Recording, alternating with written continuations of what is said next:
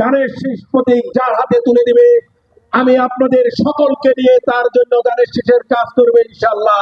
এই আশা প্রত্যাশা আপনাদের সামনে ব্যক্ত করছি। প্রিয় বন্ধুগণ, এখানে যুবক সমাজের অনেক ভাইরা আছে।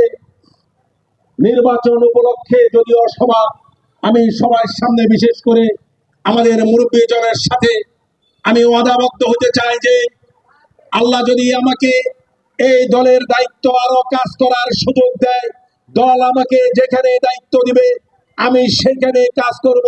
কিন্তু মাদকের বিরুদ্ধে আপনাদেরকে সকলকে সাথে নিয়ে আমি মাদকের বিরুদ্ধে জিরো টলারেন্স করতে চাই। মাদককে আমরা কোনো অবস্থাতে প্রশ্রয় দিব না ইনশাআল্লাহ।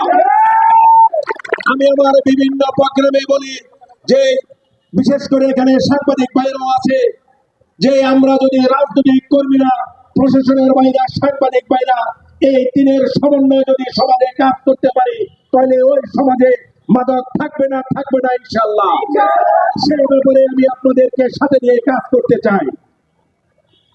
আমি দেশ নেত্রী বেগম খালেদা জিয়া তারেক রহমান যেভাবে ৩১ দফা বাংলাদেশের জনগণের সামনে উপস্থাপন করেছে, সেদিন শহীদ জিয়াউর রহমানের, আমাদের আদর্শের জনক শহীদ জিয়াউর রহমানের ১৯ দফা কর্মসূচিকে বাস্তবায়ন করার জন্য জাতীয়তাবাদী ছাত্র দলের রাজনীতি শুরু করে আজকে দেশ নায়ক তারেক রহমানের ৩১